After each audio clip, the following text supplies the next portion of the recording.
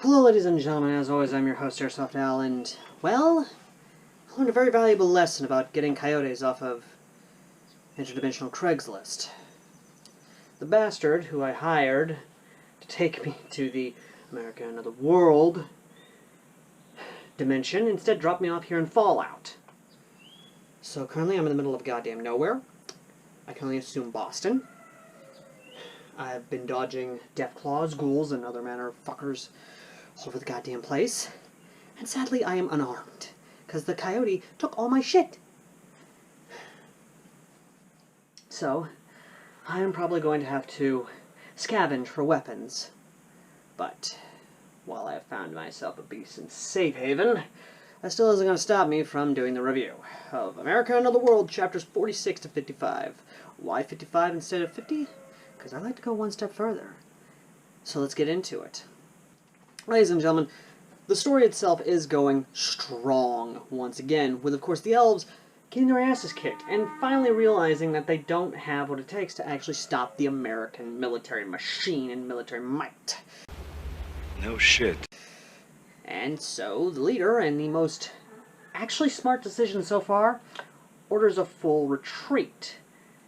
And it's astounding. It's actually astounding that the son of a bitch actually finally ordered a full retreat. After God knows how many of his own are dead, captured, wounded, what have you. It astounds me, ladies and gentlemen. It really does.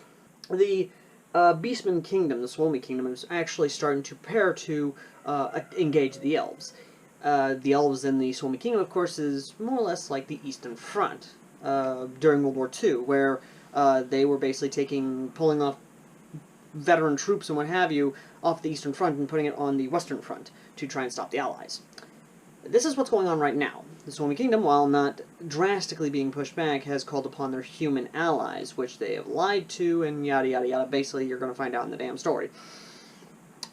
But the more disturbing fact is that all the humans they have captured are categorizing them into separate roles. Slaves, servants, special workers. I don't like where this is going. I'll let you read to find that out, because I don't want to get demonetized, even though this video is probably going to get demonetized. Donate to our PayPal, folks. Support us on PayPal. It's getting good, legitimately. The world building's good, the story itself is actually really good, and it just keeps building up. The big thing about it is we get more insight into, of course, what's happening with the elves who are captured. The more cooperative ones stay with the military. The less cooperative ones go to the CIA. And when they try to use magic, they got a fucking bullet to the head. Of course, the big thing about it is, like I said, we see all angles of the war. Jesus Christ, why is the Commonwealth so fucking hot this time of year? Damn coyote couldn't have dropped me off in the more cooler part of the weather time in the fucking post-apocalyptic realm? Of course not. If I ever find that son of a bitch, I'm gonna put a fucking bullet in him. When I scavenge a gun, of course. I don't care if it's a fucking pipe rifle or pistol, I need a gun. Because then we go to the elves again in this whole conflict, which our female Rommel, of course, survives. And I'm a little disappointed we never got a confrontation between female Rommel or a reincarnation of Patton, or at least a Patton. Because, I'm sorry, can we please get a Patton finally, Ron? Please? There's got to be a Patton. There's got to be a Patton in there somewhere. Because I seriously want to hear that famous line. Rommel, you magnificent bastard, I read your book! You better make it fucking happen, Ron, or we're going to have words. Of course, the story just keeps growing, and I mean it. I know I've said that several times in this video already, but it's a really good story. The world building is just growing, and we even learn a little bit more about the Elven Reich, even, because the CIA, or at least the military intelligence, sends in Rangers. You heard correctly, they send in Rangers, or it might have been Green Berets. Either way, the Army finally gets its time to shine in the Special Operations Division. Because Army SF is sent in disguised as elves.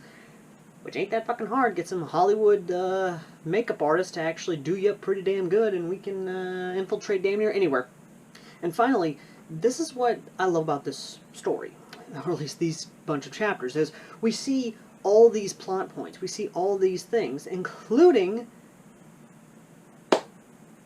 and I'm going to say it, McDonald's. I don't know if I pointed out in the last review, but a McDonald's opens up in the Spaniards' kingdom that we occupy, and it's amazing. The person going in has no idea, it's completely alien to him, and it's like, yeah, let's see more of this. And they even talk about democratization, or basically turning other nations into republics or democracies. But again, that's something I want you guys to read, because I ain't gonna try and get into that can of worms. I want to stick on the McDonald's thing, because the guy orders a Big Mac, Coke, and fries, and the people there are the workers who obviously came over from the United States, who have worked at McDonald's before and are actually helping these people get accustomed to what fast food is, and he loves it. Everyone loves it, and it shows a stark contrast to, you know, the eateries in this place, because the eateries aren't as clean, they aren't as good, they aren't as great, and it just shows, and I love it. Also, fun fact, this is actually a nice little reference to the Soviet Union, when the first restaurant actually opened up, when the first McDonald's actually opened up, when the first Pizza Hut actually opened up, because there were fucking lines around the block wanting to get into McDonald's and eat there, or at least get food from McDonald's. It's great. It's amazing. As someone who does love McDonald's and has grown up with McDonald's, having it like as a reward, or as like, you know, whenever mom or dad wouldn't want to cook, and they just go out and get McDonald's and we bring it back, or whenever I'm out with friends, we go to get McDonald's and we just go and have fun. I fucking love Big Macs, okay? Big Macs are damn good. I love this chapter, I really do, and I'd love to see more chapters of the civilians reacting to the American occupation, because, let's face it, I would love to see them react to, of course, the cartoons and cinema they bring over, like old movies and things, and let them, you know, get accustomed to the film. You know, let them see some old 40s classics, let them see some old 50s classics, let them, you know, just get them accustomed, because if we try to show them brand spanking new movies, it's going to blow their damn minds. You have to work them up to it. Or, again, just, I'd love to see them react to our media.